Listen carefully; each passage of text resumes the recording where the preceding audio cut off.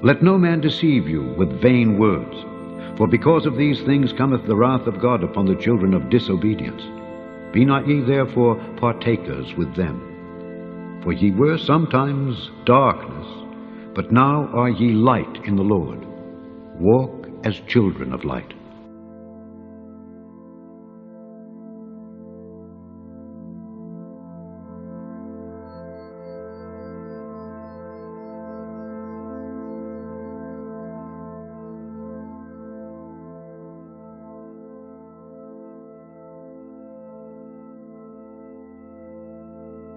And there came one of the 7 angels which had the 7 vials, and talked with me, saying unto me, Come hither, I will show unto thee the judgment of the great whore that sitteth upon many waters, with whom the kings of the earth have committed fornication, and the inhabitants of the earth have been made drunk with the wine of her fornication.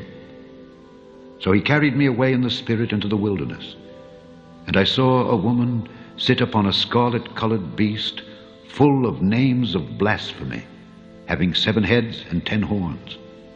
And the woman was arrayed in purple and scarlet color, and decked with gold and precious stones and pearls, having a golden cup in her hand, full of abominations and filthiness of her fornication. And upon her forehead was a name written, Mystery, Babylon the Great, the mother of harlots and abominations of the earth. And I saw the woman drunken with the blood of the saints and with the blood of the martyrs of Jesus. And when I saw her, I wondered with great admiration. And the angel said unto me, Wherefore didst thou marvel? I will tell thee the mystery of the woman and of the beast that carrieth her, which hath the 7 heads and 10 horns.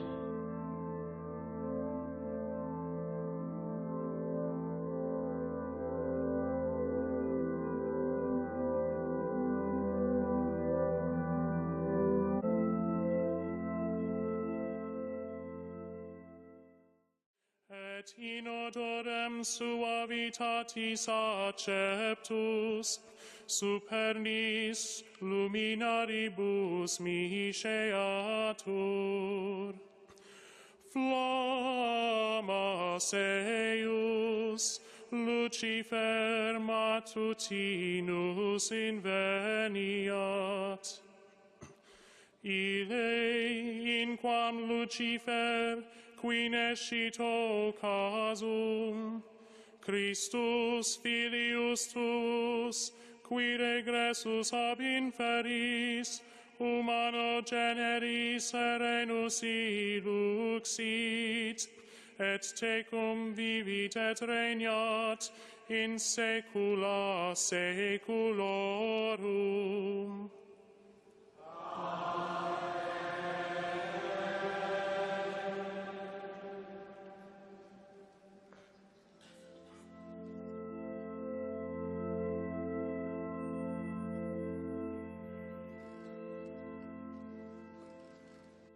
And have no fellowship with the unfruitful works of darkness, but rather reprove them. For it is a shame even to speak of those things which are done of them in secret.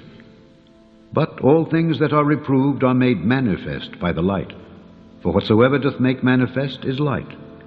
Wherefore he saith, Awake, thou that sleepest, and arise from the dead, and Christ shall give thee light.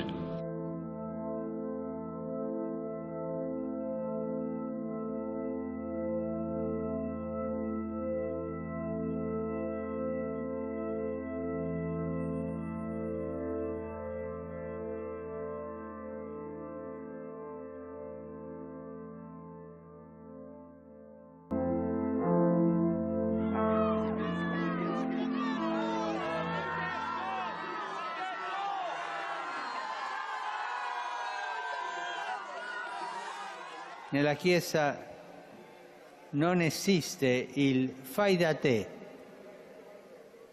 non esistono battitori liberi. Quante volte Papa Benedetto ha descritto la Chiesa come un noi ecclesiale. Talvolta capita di sentire qualcuno dire io credo in Dio, credo in Gesù, ma la Chiesa non mi interessa. Quante volte abbiamo sentito questo? Questo non va.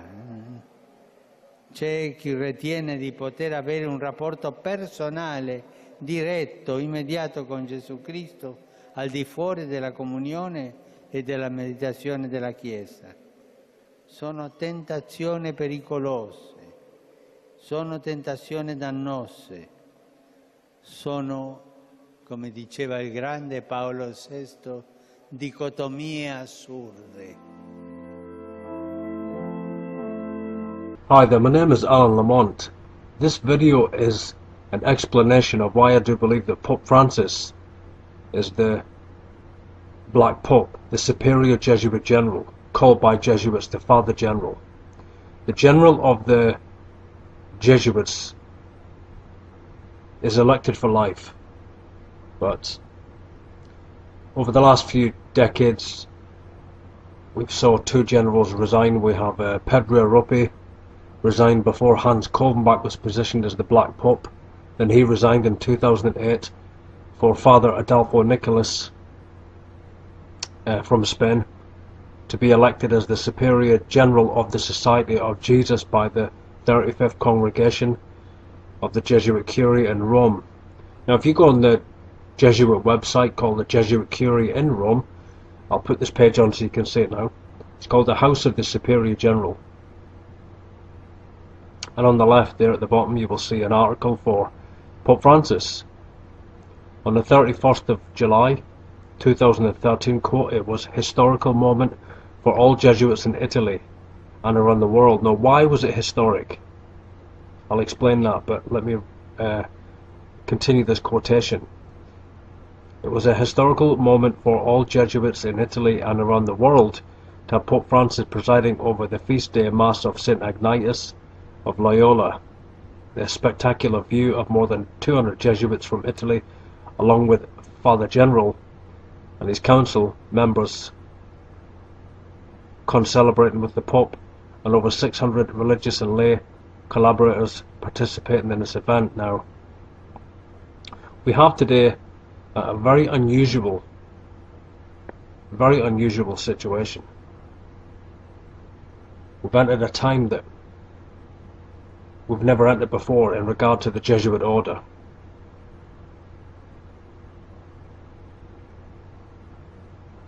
Now, going back to 2008, Peter Hans Kolvenbach was the Jesuit general of the Jesuit order. He was the superior general of the Society of Jesus, and he resigned supposedly according to reasons of ill health. And then Father Adolfo Nicolas Pachin was positioned to be the superior general of the Jesuits. That's in 2008.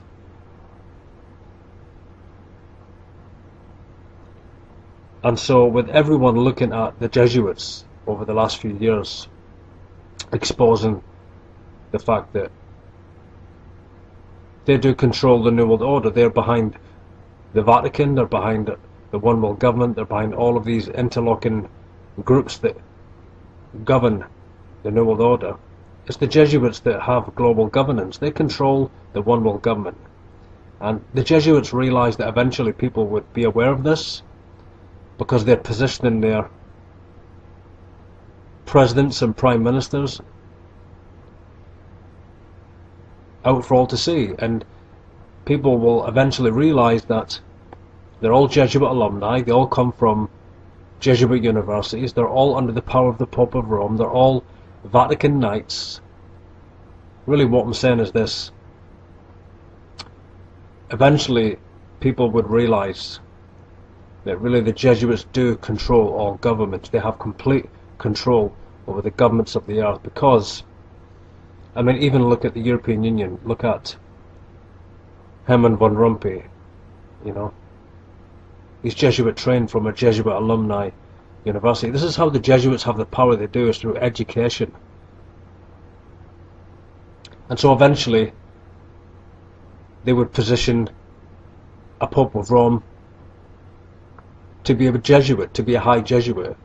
Pope Francis, obviously Bergoglio, was a high Jesuit provincial from Argentina. Okay, let me go back to Hans Kolvenbach and let me explain this revelation to you. But I had to share that just to lay a foundation for this message. Now, if you look into Hans Kolbenbach, he was positioned by Pedro Arrupi, the Jesuit general, and the Jesuits are known as the company. Okay, they're called Jesuits by Protestants, but really they are the company, not of Jesus, but just they're the company. They are Knights of the Virgin, the Knights Templars. The Knights Templars were not destroyed. Peter Hans Kolbenbach resigned in 2008, and Adolfo Nicholas was positioned to be the Black Pope. So everyone exposing the Jesuits, everyone exposing the Black Pope in the anti-Vatican movement, they all believed that Adolfo Nicholas was the Jesuit general. Officially he was positioned. I believe that myself. I brought that revelation out for over 2 years, you know. But then something unusual happened. We had the Pope of Rome, Pope Benedict, the White Pope, resign in March, and we had Pope Francis positioned as a High Jesuit Provincial over the whole of South America to be the Sovereign Pontiff, to be the Bishop of Rome, to be the Pope of the Roman Catholic Church Universal. So from 2008 to 2013, what we have is we have a Black Pope, Kolbenbach, resign, Adolfo Nicholas positioned, we have a White Pope resign, and we have a Jesuit High Provincial positioned as the Pope of Rome. You see, so officially all that people are going to do is look at Adolfo Nicholas. And of course he is a High Jesuit on the Jesuit Council, but he is not the Black Pope. He was merely brought out and brought forth to bring diversion away from the fact that for the first time in history, the Jesuits have a Black Pope who has become the White Pope. That's what's happened. I am 100% convinced of that, and the more that I dig into this revelation, the more convinced I am every day of it. This is what's happened. This is what the Jesuits have done. And they always work in harmony. That's how they work when they operate this way. That's their modus operandi. They always work together in harmony. That's how you know that this is a work of the Jesuits. Pope Francis being positioned. He's not just a High Jesuit Provincial. No, he's not. He came into the Jesuit order in 1953, and he was overseen by Pedro Arrupi, and he worked with Hans Kolbenbach on the Jesuit Curia in Rome from the Church of the Jesuit. What you're looking at in this picture here is you're looking at Adolfo Nicholas in subordination. Now that is not just, you know, staged in that sense. That's real. You're looking at Adolfo Nicholas, who is subordinate to his general, who is Pope Francis. And we see here in these pictures that Father Adolfo Nicholas is not wearing his Jesuit general garments the way that he normally does, because he's standing before the general. He's dressed like an ordinary provincial. He's dressed as an ordinary High Jesuit on the Jesuit Curia, on the Jesuit High Council, because that's all he is. I believe he governs the Curia, but he's not the general of the company. And if Jesuits are listening to this, you'll understand what I'm saying when I say harmony. This is the way the Jesuits work. You have a Black Pope resign, Kolbenbach. You have Adolfo Nicholas positioned in the middle of this operation so that everyone officially sees him as the superior Jesuit general.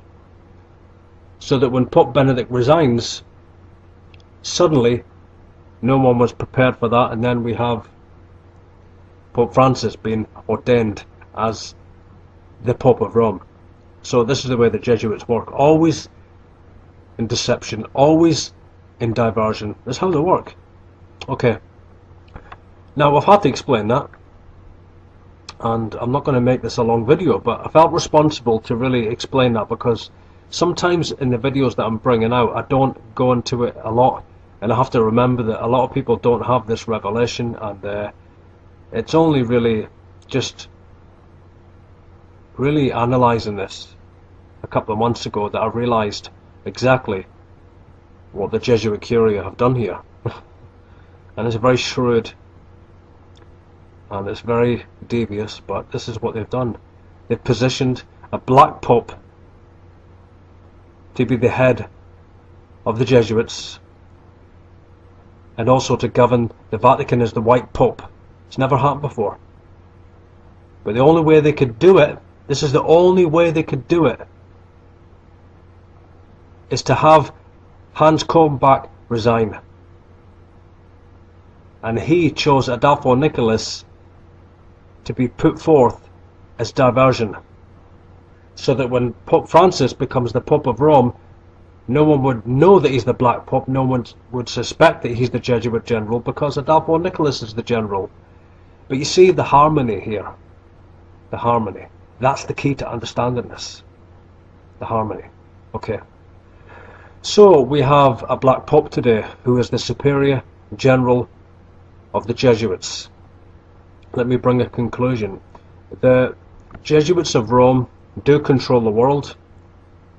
I'm not going to go deep into that, that's all of my other work. But the Jesuits do control the world. They control every government. They control the monarchies. They control the presidents, the prime ministers, the heads of state, because they're all graduated from Jesuit universities. They're all alumni, graduates. That's the only way that you're given power at the top. No other way. No other way. I'm not saying they're high Jesuits. It takes 30 to 40 years to be a Jesuit that has power in this command structure. Or, let me rephrase that, in this chain of command, because it is an army. It's a military order. They're the soldiers of Loyola, it's an army. And when you read the Jesuit oath, and it is the real oath of induction, or what's known as the fourth vow, or extreme oath of induction, that's where you see the real revelation of the New World Order. To overthrow governments, to have a one world government where all nations are subordinate to the Pope. But here we have the Pope of Rome, Pope Francis, out in the open now. He's not just a high Jesuit provincial, so every time you have, say, Obama or Herman von Rompuy or Angela Merkel or any of these world leaders, when they come to the Vatican and they bow in subordination to the Pope, they're not bowing just to a Jesuit provincial, they're actually showing open subordination to the Black Pope. He's ruled the governments covertly, secretly for the last couple of hundred years, you know. This is a secret alliance, this is a secret covenant between the monarchies. It's also known as the Holy Alliance, that's another name for it. So the monarchies, the Catholic bloodlines, the Catholic sovereigns, they're already under the power of the Black Pope. They have been for hundreds of years. And the Jesuits will put to death and assassinate any president, any monarch, anyone, any head of state, any politician that defies Rome. You see, the Jesuits worked through the popes of Rome for hundreds of years in order to control the governments of the earth, and now they have complete control. The Black Pope is coming forth as the White Pope. It's obvious what's happened. At some point they were going to do this. This is the end game. It's obvious. Do you think the Black Pope is always going to be in the shadows? Of course he controls all governments covertly and secretly, but do you think he's always going to be in that position? Of course not. Ultimately he's going to come forth as the Black Pope. They destroyed the power of the papacy generations ago. The last pope to resist them was Pope John Paul I, and he was not killed because of a P2 Masonic scandal. Don't believe that by Jesuit coadjutor David Yallop. No, they were killed by the Society of Jesus because he wanted to bring restraints upon the Jesuits. He wanted to limit the power of the general, and for that, once the Jesuits realised that, he was put to death very quickly after 30 days. Conclusion. If you want to ask questions, go ahead, leave comments. It's something that's very deep. You know, what we're talking about is very deep, and but you know, there's multi-levels to this New World Order conspiracy. But what I'm revealing to you now is the truth. I've spent 3 years sometimes just working day after day after day after day to dig into this conspiracy, and I respect other researchers that I've had contact with, like Eric John Phelps and Craig Oxley, and you know, we'll all differ on different issues, but the truth of the matter is the Black Pope is the one that controls the world. He controls all the Vatican knighthoods, he controls the papal bloodlines of Italy, and they have more power than the Rothschilds. But okay, thank you for watching the video, and as always, all roads lead to Rome.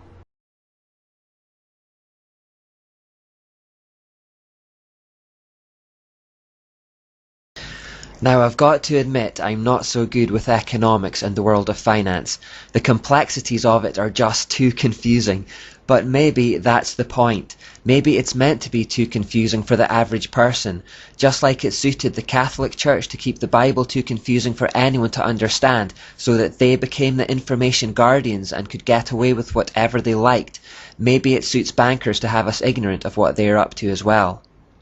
Remember the quotation from the anonymously authored Silent Weapons for Quiet Wars, which said, "The bookkeeper can be king if the public can be kept ignorant of the methodology of the bookkeeping."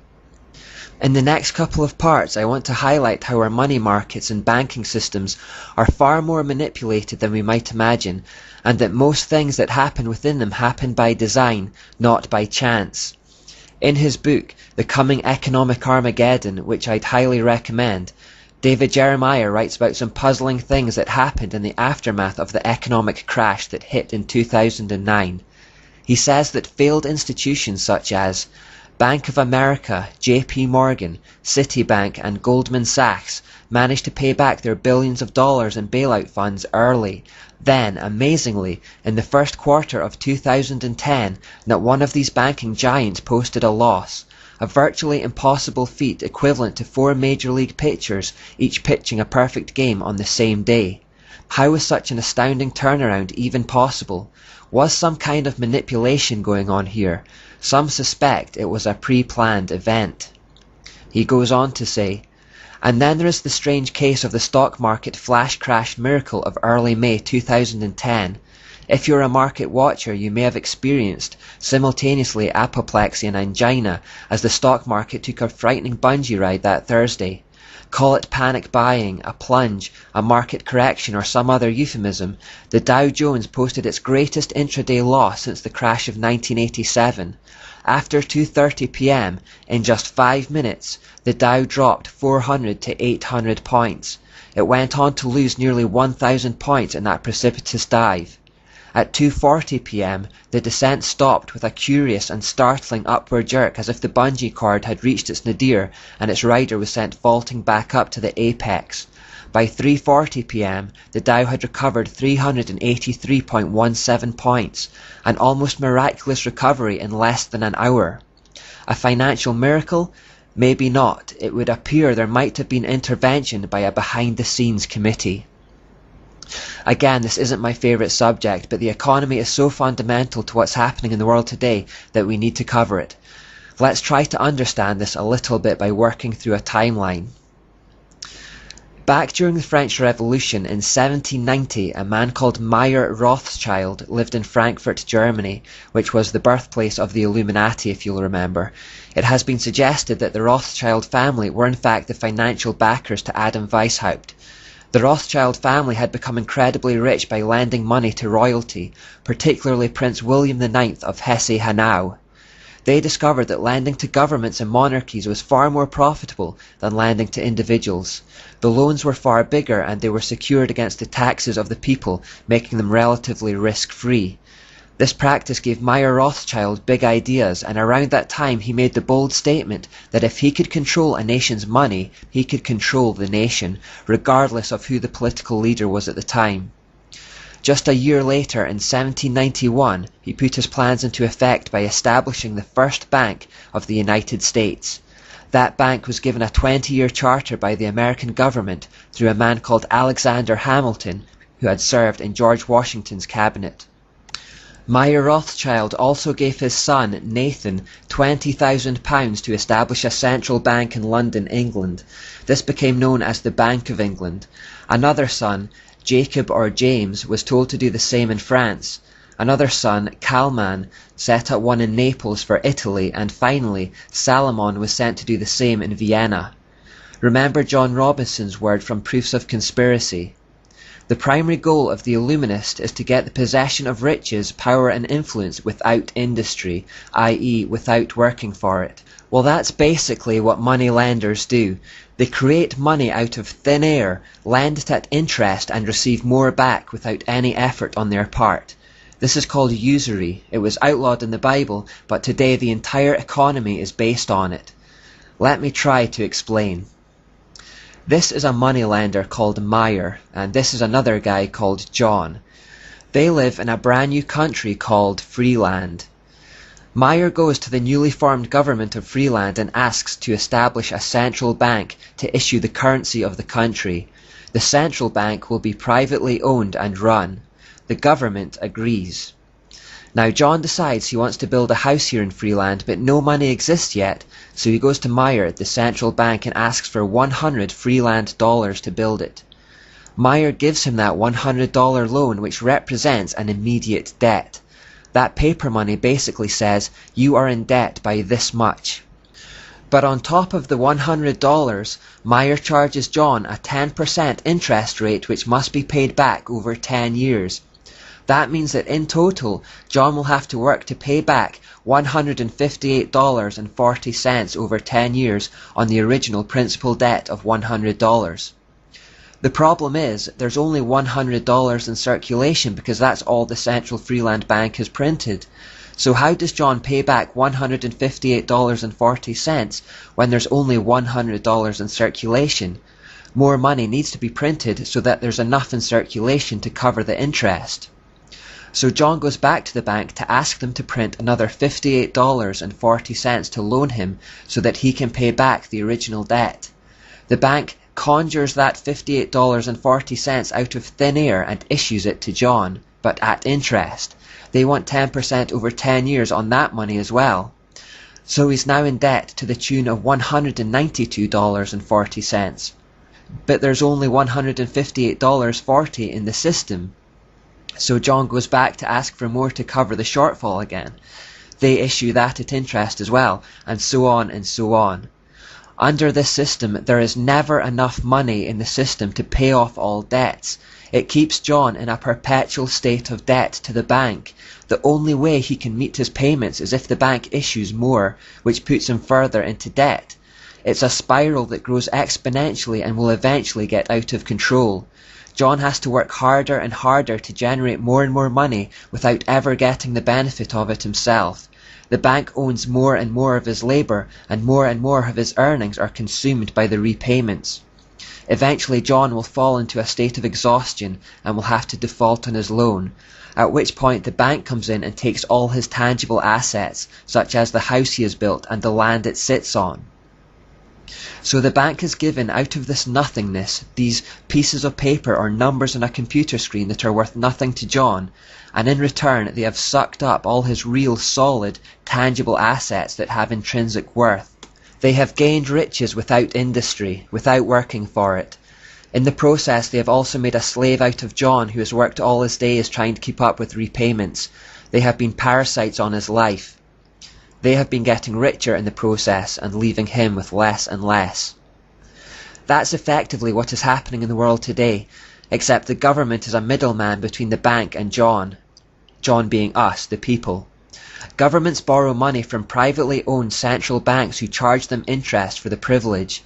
The governments are then instantly in debt, and because the debt has compound interest on it, they need the central bank to issue more money to cover that interest, which they do, also at interest, and the whole thing gets into a spiral. There is never enough money in the system, and there never can be. It was designed that way, because it means that way we can never be debt-free. Never being debt-free keeps us in slavery to the banks. The government then charges their citizens more and more tax to try and keep up with the interest payments to the banks. This means the citizens have to work harder and harder with less and less personal reward. With the sweat of their brow they generate goods and services to sell, only for increasing amounts of their income to be vacuumed up in taxes and debt repayments through the system to the central bank. The citizens become impoverished and enslaved, and the central bank grows wealthier and fatter. A two-tier system is created like that proposed by Plato. Those at the top get richer and the rest get poorer. In the meantime, as the debt spirals, we need to work more, sell more, generate more, consume more. Our businesses try to find new markets, expand into new territories, consuming and destroying more and more of the earth's resources on the way. People in the new markets might not need what we're selling, but we need to sell it to them, so we need to convince them that they need it. Consumerism and materialism spirals out of control. Adverts lie and tell us we need their thing to make us happy, and then when we buy it, they release a newer, better version a year later, and then they tell us we need that one instead. At times, the bank issues credit freely to encourage the spending spiral, and then, when they feel like it, when everyone is loaded with debt, they can contract the money supply, cause a depression in the economy which causes millions of citizens to default on home payments or car payments, all the stuff they've been buying but haven't really been able to afford, at which point the bank steps in and takes control of those hard, valuable assets, and the people are left in poverty. The endless growth that means new money has to be constantly pumped into the system also means the currency becomes increasingly worthless. This is called inflation. A couple of generations ago, one parent could go out to work and provide more than enough for a family of 5. Today, 2 parents working sometimes barely cover the cost of living. Nothing in nature indulges in endless growth like this except for cancer, and that is far from healthy. Left unchecked, it causes death to its host.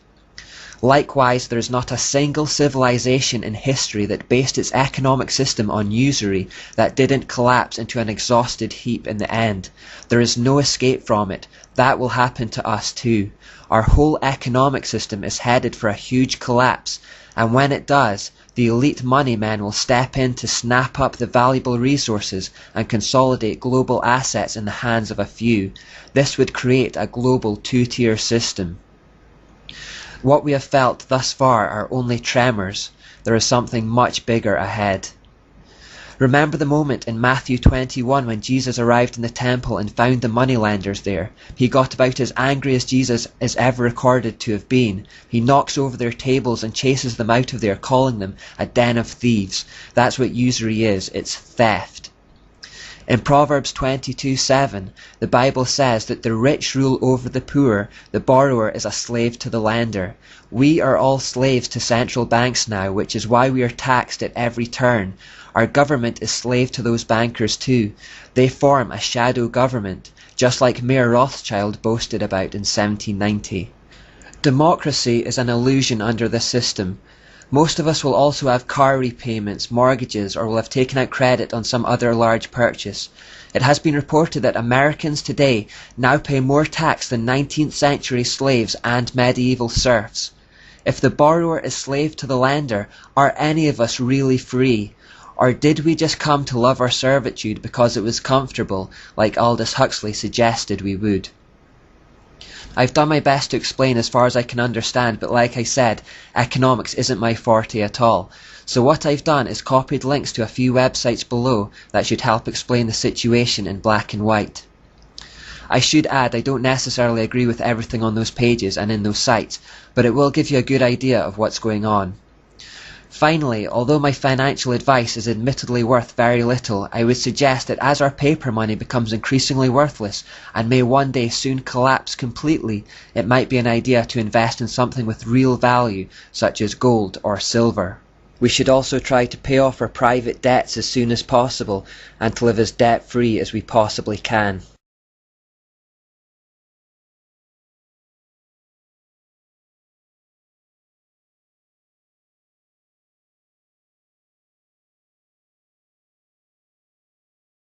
So in our timeline in 1791, Mayer Rothschild had been given a charter to establish the First Bank of America.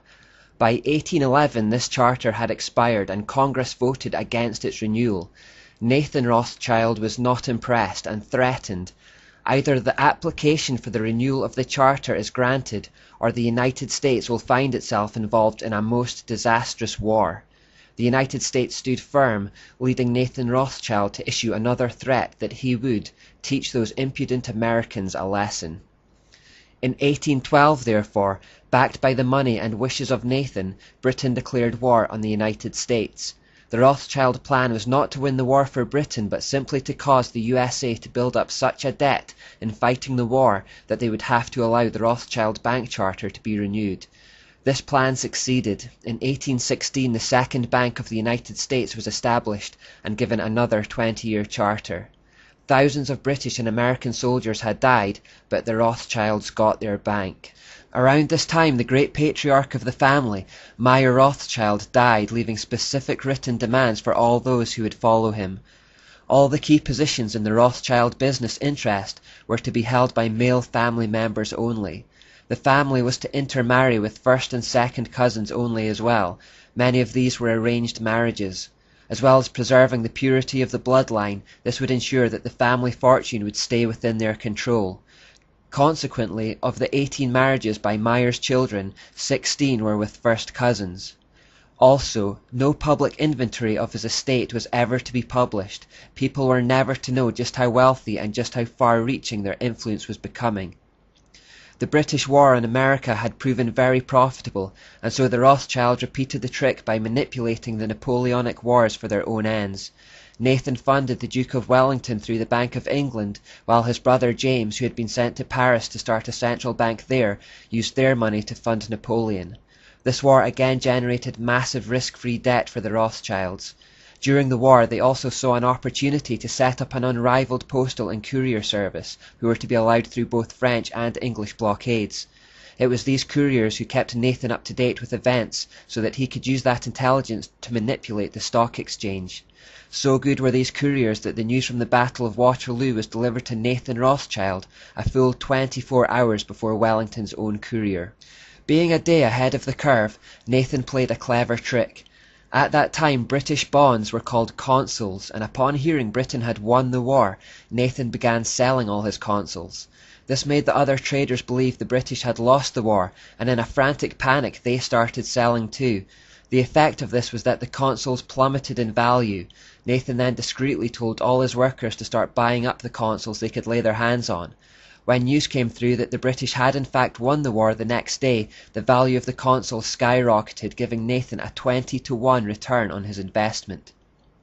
Feeling rather pleased with himself at this stage, Nathan made this famous statement: "I care not what puppet is placed on the throne of England to rule the empire on which the sun never sets. The man who controls Britain's money supply controls the British Empire, and I control the British money supply." He went on to brag that in the 17 years he had been in England, he had turned the £20,000 given to him by his father into £50 million, which is a huge sum by today's standards, let alone theirs. So powerful were the Rothschilds at this juncture that they used their control of the Bank of England to change the whole monetary system. Instead of shipping gold from country to country to pay for goods and services, which was costly and risky, they simply held the gold in their secure banks across the world and instead issued paper debits and credits. Now people only had to hand over a piece of official paper which was backed by the gold held in secure locations. This is the origin of paper money that we have today. The past century had clearly been very profitable for the family. In fact, it became known as the Age of the Rothschilds, and it was by this point that some estimated them to own over half the world's wealth. These wars were also achieving gradual synthesis by the Hegelian principle. In 1814, the Congress of Vienna was called to settle the issues arising from the Napoleonic Wars, Vienna being the place where Salomon Rothschild had been posted. So out of the war of two sides, an attempt at synthesis was made. This became a model for the League of Nations and the United Nations, which would follow a century later after World Wars I and II respectively. The Vienna Congress was intended to create a blueprint for how a world government might be achieved. As many of the European countries were now in massive debt to the Rothschilds' bank because of these wars, they could use this as a bargaining tool. However, the Congress of Vienna was scuppered by Tsar Alexander in Russia, who did not yet have a central Rothschild-owned bank. Enraged by this, Nathan Rothschild swore to exact revenge on the Tsar's descendants. In 1817, the French took out massive loans to rebuild the country after the war. Rothschild agents then bought up vast amounts of French government bonds, causing their value to increase. On November the 5th, 1818, they dumped them all in the open market, causing their values to plummet and France to go into a financial panic. The Rothschild then stepped in to take control of the French money supply. In 1821, Kalman Rothschild was sent to Italy to do business with the Vatican and the Pope. By 1823, they had taken over the financial operations of the Catholic Church worldwide. In 1827, Sir Walter Scott published his works on the life of Napoleon. In Volume 2 of the 9-volume set, he confirmed the French Revolution was planned by the Illuminati and that it was financed by the money changers of Europe, that being the Rothschilds. In 1832 in America, President Andrew Jackson ran the campaign for his second term in office under the slogan, "Jackson and no bank." This was in reference to his desire to take control of the American money system away from the Rothschild central bank and instead create a financial system that benefited the people. A year later, he stayed true to his word and started removing all deposits from their banks.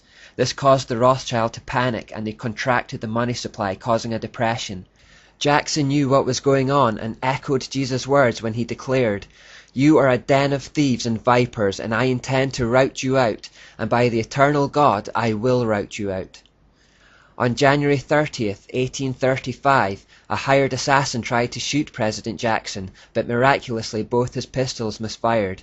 President Jackson later claimed he knew the Rothschilds were behind the assassination attempt. The assassin himself, Richard Lawrence, later bragged that powerful people in Europe had hired him and promised to protect him if caught. Lawrence was indeed found not guilty by reason of insanity and escaped punishment. In 1836, Jackson finally succeeded in throwing the Rothschild central bank out of America when the charter was not renewed. In 1841, President John Tyler vetoed an attempt to reinstate the charter for the Bank of the United States. Following this act, he was sent hundreds of assassination threats. Benjamin Disraeli, future British Prime Minister, described Nathan Rothschild at this time as the lord and master of the money markets of the world and, of course, virtually lord and master of everything else. He literally held the revenues of southern Italy in pawn, and monarchs and ministers of all countries courted his advice and were guided by his suggestions. Disraeli also referenced these infamous occultists when he said, "The world is run by people very different to those that most people are aware of."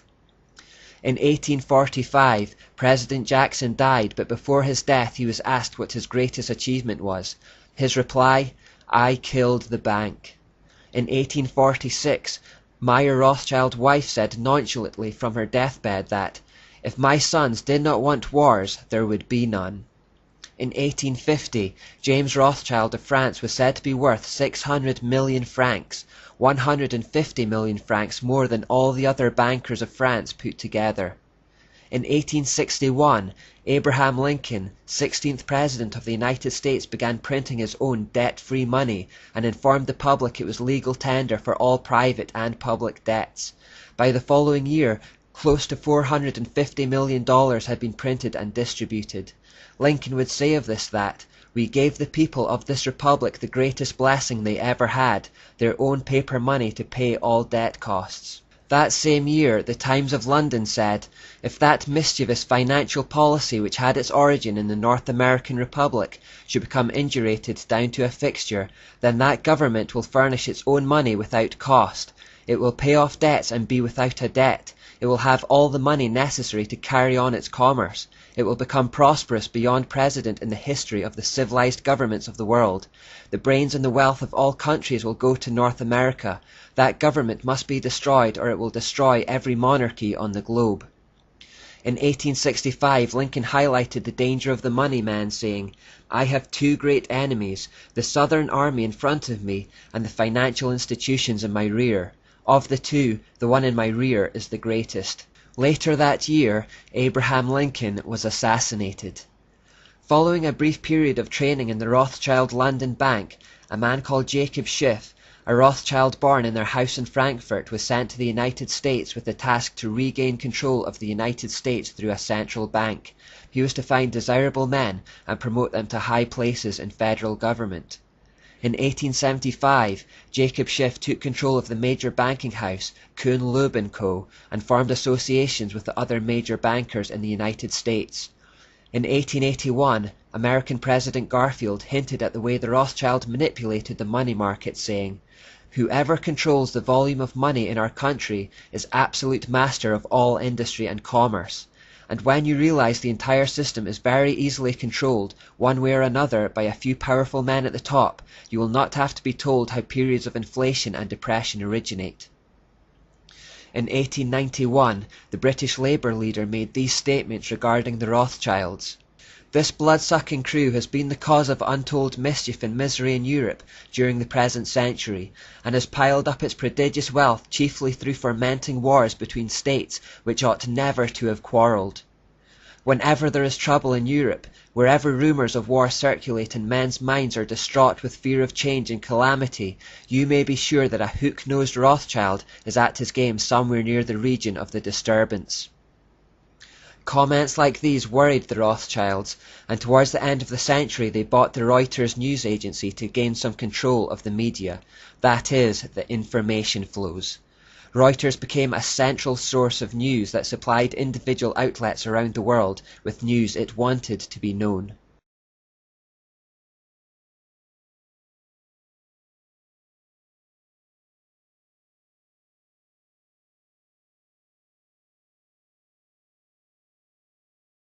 In the 20th century, the next generation of Rothschilds became obsessed with the idea of returning Jews to their homeland in Israel. James Rothschild's youngest son, Edmund, initiated the process by funding the building of Jewish colonies in what had become known as Palestine. In 1897, the Zionist Congress was formed with the intention of promoting the establishment of a Jewish nation. It intended to meet in Munich, Germany, but when the local Jews heard about it, they protested so much that it had to be moved to Basel in Switzerland. The reason for the protest was that the Jews were quite comfortable in their adopted countries and had no intention of moving back. This led the chairman of the meeting, Theodor Herzl, to state, "It is essential that the suffering of Jews become worse. This will assist in the realization of our plans. I have an excellent idea. I shall induce anti-Semites to liquidate Jewish wealth. The anti-Semites will assist us thereby in that they will strengthen the persecution and oppression of the Jews. The anti-Semites will be our best friends." So there was a conscious decision to have people turn on the Jews to make them uncomfortable in their adopted countries so that they would then have motivation to leave and go back to their homeland. Herzl was thereafter elected as the president of the Zionist organization, which adopted a red hexagram as their emblem. In 1901, the Jewish colonists began to feel like Edmund Rothschild was more of a hindrance than a help. They asked him to take a step back from the process to let them handle their own situation. Rothschild, demonstrating the controlling spirit of Jezebel, angrily retorted, "I created the Yeshuf, I alone. Therefore no men, neither colonists or organizations, have the right to interfere in my plans." A couple of years later, in 1903, the Zionist Congress astonishingly appeared to hint at World War I a full 11 years before it actually took place. Max Nordau said at this meeting, "Let me tell you the following words as if I were showing you the rungs of a ladder leading upward and upward. Herzl, the Zionist Congress, the English-Uganda proposition, the future World War, the Peace Conference, where, with the help of England, a free and Jewish Palestine will be created." How did they know about a future world war ahead of time? Well, interestingly, Albert Pike had talked about 3 future world wars way back in 1871. He wrote a letter to Giuseppe Mazzini, dated 15th of August, whereby he claimed he had received a vision. In that vision he had been told of 3 world wars that were to come. Each of them would work on the Hegelian principle, where they would clash 2 opposing ideologies together to create a specific outcome that would further the plans for a new world order. It should, however, be noted that the existence of this letter is now denied, and there is no hard and fast evidence that it actually exists. Jacob Schiff, meanwhile, was working away at regaining control of America's finances. In 1907 he made a speech to the New York Chamber of Commerce, warning those present that, Unless we have a central bank with adequate control of credit resources, this country is going to undergo the most severe and far-reaching money panic in its history. It may have been more of a threat than a warning. In 1913, the Rothschilds finally managed to get their way and established a third central bank of America, which was called the Federal Reserve. That's the Central American bank that still exists today. Shortly before the act was passed, Congressman Charles Lindbergh stated that the act establishes the most gigantic trust on earth.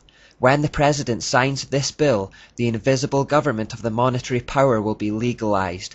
The greatest crime of the ages is perpetrated by this banking and currency bill. The President at the time, Woodrow Wilson, later acknowledged his terrible mistake, saying, "I am a most unhappy man. I have unwittingly ruined my country. A great industrial nation is controlled by its system of credit. Our system of credit is concentrated. The growth of the nation, therefore, and all our activities are in the hands of a few men. We have come to be one of the worst ruled, one of the most completely controlled and dominated governments in the civilized world. No longer a government by free opinion, no longer a government by conviction and the vote of the majority, but a government by the opinion and duress of a small group of dominant men. The Federal Reserve is today conservatively estimated to make $150 billion a year, but it has never had to publish any accounts, true to the wishes of Meyer Rothschild. In 1914, with the American bank situation taken care of, the First World War happened 11 years after Max Nordau talked about it, and 43 years after Albert Pike had seen it in his vision. On November 2nd, 1917, British Foreign Secretary and occultist Arthur Balfour issued the statement known as the Balfour Declaration. The declaration was addressed to Lord Rothschild, meaning the eldest son of Nathan Rothschild, Walter. It stated that Britain was in favour of establishing a Jewish settlement in Palestine. And so it was. After World War I came a peace conference held at Versailles and hosted by Edmund Rothschild. The issue of Palestine was raised at this conference, and Britain handed the land over to the Rothschilds. As well as gaining a Jewish state from the war, the League of Nations was an attempt to bond nations together en route to a one-world system. It was ineffective, however, as not enough countries accepted it at that time. And so on to the Second World War. Pike's vision stated that the outcome of this war would be to create tension between atheistic communism and Christian capitalism. Pike felt that communism would be strong enough to balance Christendom, which would be then restrained and held in check until the time we would need it for the final social cataclysm. This capitalism v communism, thesis v antithesis, indeed established itself over the next 46 years. G.K. Chesterton saw what was happening. At times, capitalism and communism would appear to be in conflict, but this writer is confident that their interests are in common and will eventually merge for one-world control. That policy outlined in Woodrow Wilson's Point 6 has never been dropped. Capitalism and communism are merely their twin mechanisms to destroy the sovereignty of Christian nations. They will merge them into the projected superstate. They are selling us into slavery and using our material resources for their own nefarious worldwide purposes. We keep seeing the same two-pronged attack idea repeated over and over, where both prongs appear to be opposing each other, but are actually just designed to bring about a third way, which is what the occultists wanted all along. Remember how occultists talk about the male and female creating a third spiritual energy, illustrated by the square and compass creating the G in the middle in Freemasonry? It's that same idea, two opposing things coming together to create a third way. As George Hegel put it, thesis v antithesis equals synthesis. Whether it be light v dark, or male v female, Baal v Asherah, or Masonry v Catholicism, or Republican v Democrat, or in this case capitalism v communism, it's the synthesis they really want. That's what they're really after. Google the phrase third way with regard to politics, and you'll see how many modern politicians are disciples of this way of thinking.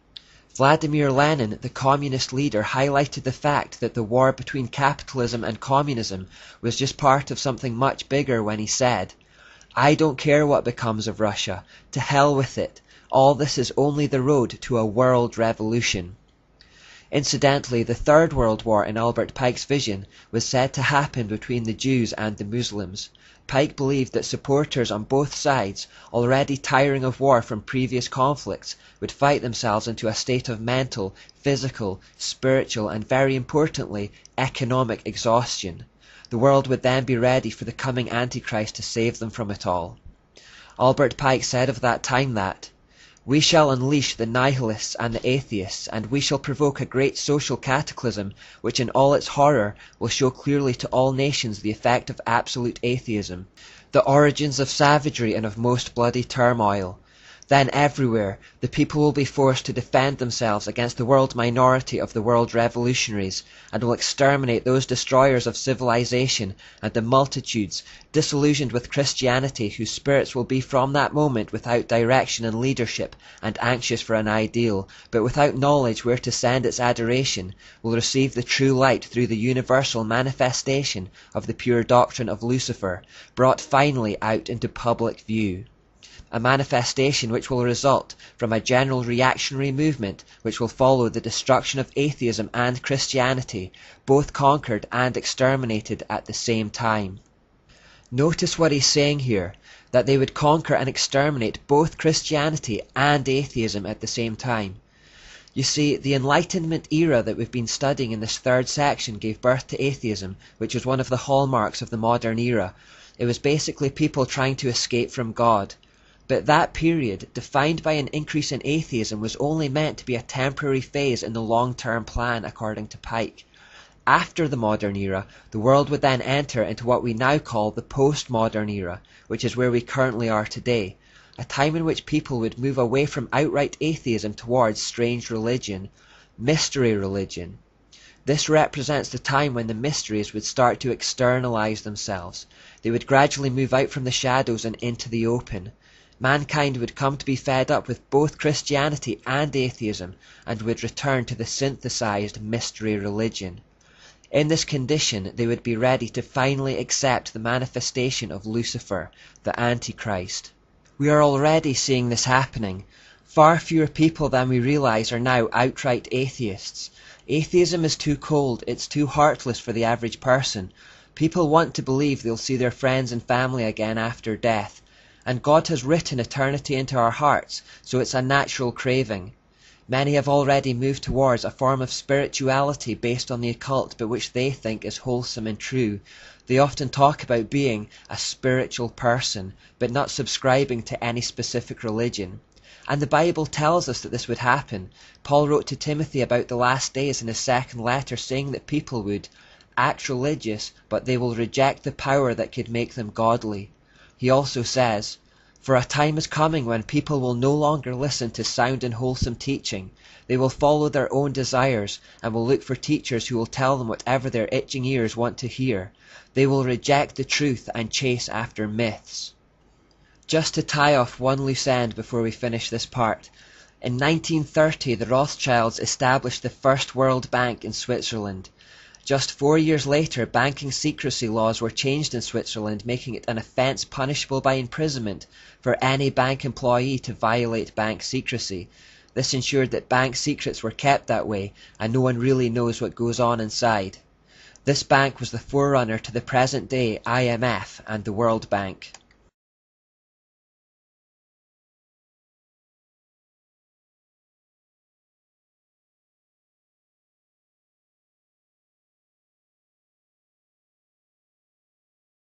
In 1948, just 3 years after the end of World War II, the fully fledged modern state of Israel was finally born, after the Declaration of Independence was signed at Independence Hall on Rothschild Boulevard, Tel Aviv.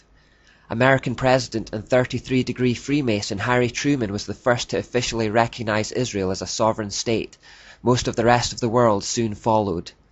The Israeli flag was unveiled at this time as a blue version of the hexagram. Real Jews opposed this design fiercely and suggested that their flag should instead depict a menorah, pointing out that the hexagram was not even a Jewish symbol. It has come to be known as the Star of David, but it is not mentioned in the Bible at all, and was in fact only adopted in the Enlightenment based on occult ideas from the Kabbalah. Despite the protests, the Rothschilds were in control of the operation and the hexagram stayed.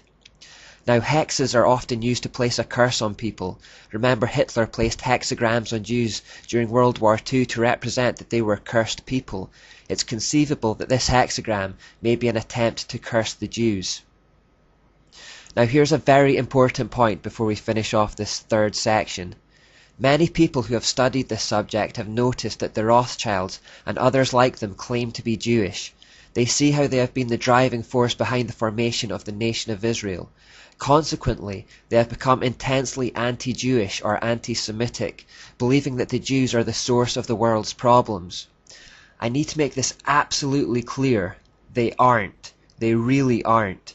The Jews have been a huge blessing to the world, and as Christians we owe them a huge debt of gratitude. It was the Jews who faithfully recorded the words of God and preserved them in the Bible for future generations. It was through the Jews that Jesus came, our Saviour. It was Jewish apostles that spread out into the world to give us Gentiles the good news. Many of them were martyred for it.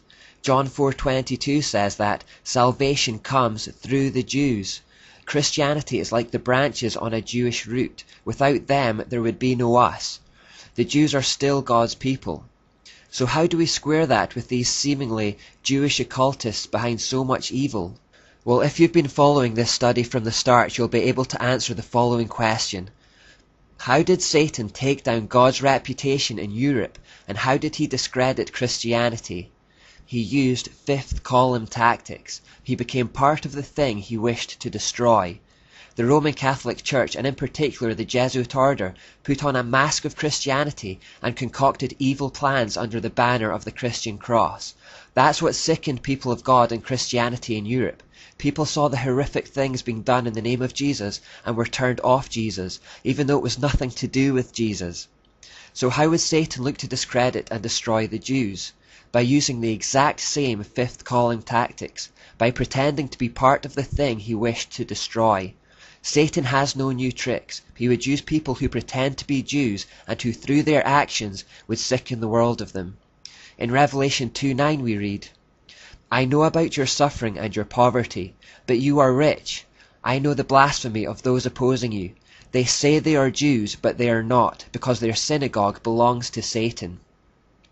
In Revelation 3:9 we read, Look, I will force those who belong to Satan's synagogue, those liars who say they are Jews but are not, to come and bow down at your feet.